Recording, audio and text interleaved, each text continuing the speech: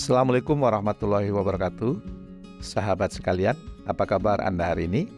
Semoga semakin sukses, semakin mulia.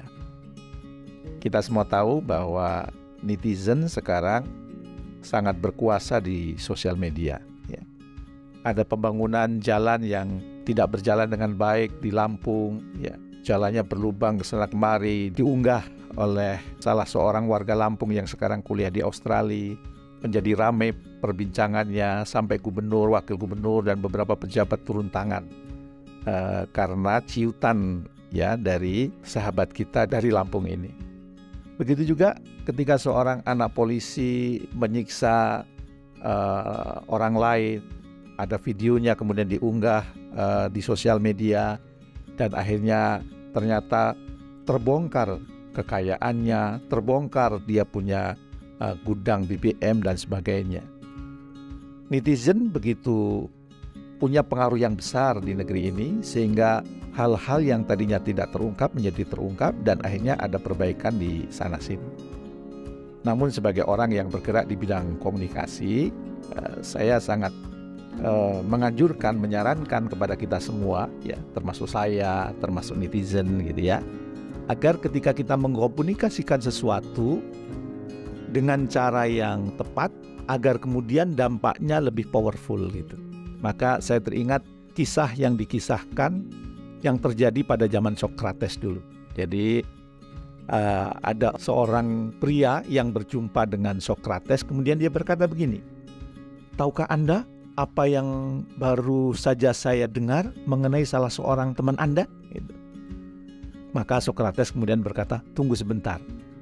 Sebelum memberitahukan saya sesuatu, saya ingin Anda melewati sebuah ujian kecil." Ujian tersebut dinamakan ujian saringan 3 kali. Ujian saringan 3 kali. Saringan 3 kali? Kata pria tersebut. "Betul," lanjut Socrates. "Sebelum Anda mengatakan kepada saya mengenai teman saya, mungkin merupakan ide yang bagus untuk menyediakan waktu sejenak dan menyaring apa yang akan Anda katakan. Itulah kenapa saya sebut sebagai ujian saringan 3 kali. Saringan yang pertama adalah kebenaran. Sudah pastikah Anda bahwa apa yang Anda akan katakan kepada saya adalah hal yang benar?" Maka pria itu menjawab, "Tidak. Sesungguhnya saya baru saja mendengarnya dan ingin memberitahukan kepada Anda." "Baiklah," kata Socrates. "Jadi Anda sungguh tidak tahu apakah hal itu benar atau tidak?" Nah, maka kalau ragu, berarti Anda belum tahu apakah itu benar atau tidak. Itu jawaban yang pertama, saringan pertama. Sekarang mari kita coba saringan yang kedua, yaitu tentang kebaikan. Apakah yang Anda katakan kepada saya mengenai teman saya adalah sesuatu yang baik? Lelaki itu pun menjawab, "Tidak, mengenai hal yang buruk." Jadi, lanjut Socrates, "Anda ingin mengatakan kepada saya sesuatu yang buruk mengenai dia, tetapi Anda tidak yakin kalau itu benar." Socrates melanjutkan, "Baik, Anda mungkin masih bisa lulus ujian selanjutnya, yaitu kegunaan. Apakah apa yang Anda ingin beritahukan kepada saya tentang teman saya tersebut akan berguna buat saya?" Laki-laki itu menjawab, "Tidak." "Kalau begitu," kata Socrates nih, "jika apa yang Anda ingin beritahukan kepada saya tidak benar, tidak juga baik, tidak juga berguna atau bermanfaat untuk saya, kenapa Anda ingin menceritakan kepada saya?" Inilah 3 saringan, atau 3 ujian saringan kalau kita ingin mengabarkan sesuatu, yang sering disebut oleh Socrates apa tadi? Ujian saringan 3 kali. Jadi kalau kita ingin memberitakan sesuatu, apakah itu sesuatu yang benar?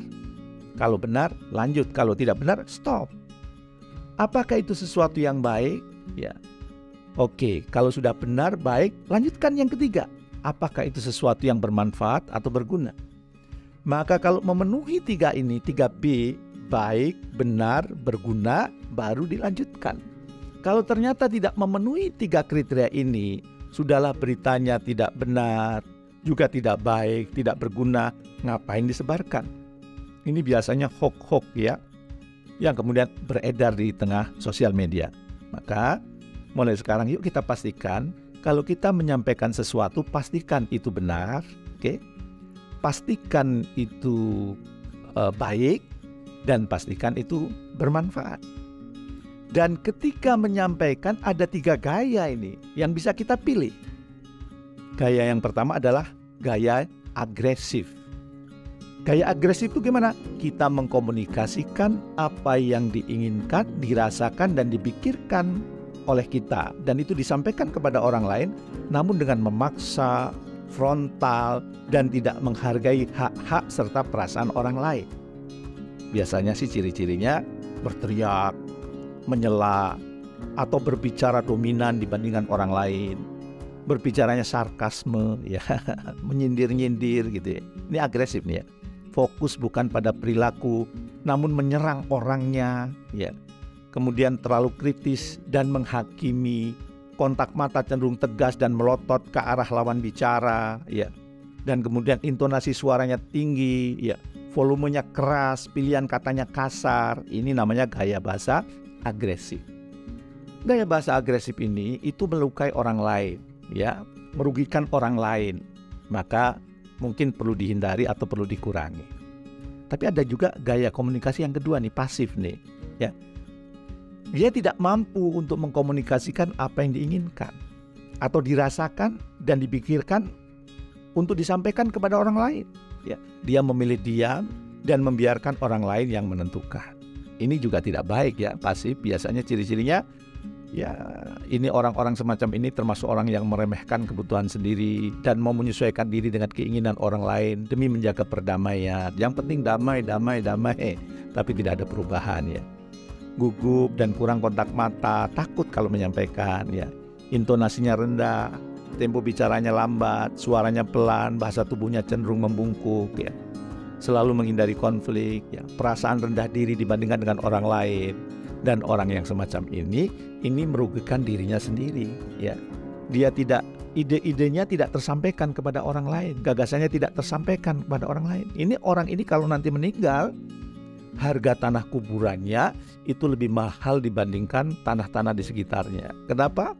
Karena yang dikubur bukan hanya dirinya, tapi idenya, gagasannya, buah pikirannya ikut terkubur di situ. Sehingga tanah kuburannya jadi mahal gitu ya. Jadi jangan jadi orang yang pasif juga, karena ini merugikan diri Anda ya. Kalau Anda pasif itu merugikan diri Anda. Orang tidak tahu isi kepala Anda, orang tidak tahu apa pikiran Anda, orang tidak tahu apa kehebatan Anda. Jadi agresif juga nggak boleh ya, tidak disarankan lah setidaknya. Pasif juga jangan. Maka ada pilihan gaya yang ketiga, yaitu asertif. Ya, ini sering dibahas ya di training-training komunikasi ya. Itu apa?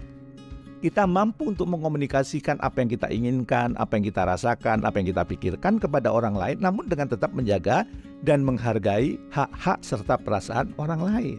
Ya, tidak agresif, tidak juga pasif. Biasanya cirinya ya, kadang-kadang dia jujur menyampaikan ya, langsung to the point terhadap apa-apa yang terjadi ya, dan kemudian dia juga bersedia mendengarkan pendapat orang lain. Ini orang-orang yang asertif ya, pintar juga mengajukan pertanyaan ya, tidak mendikte orang lain ya, kemudian bersedia meminta umpan balik dari orang lain ya, feedback ya.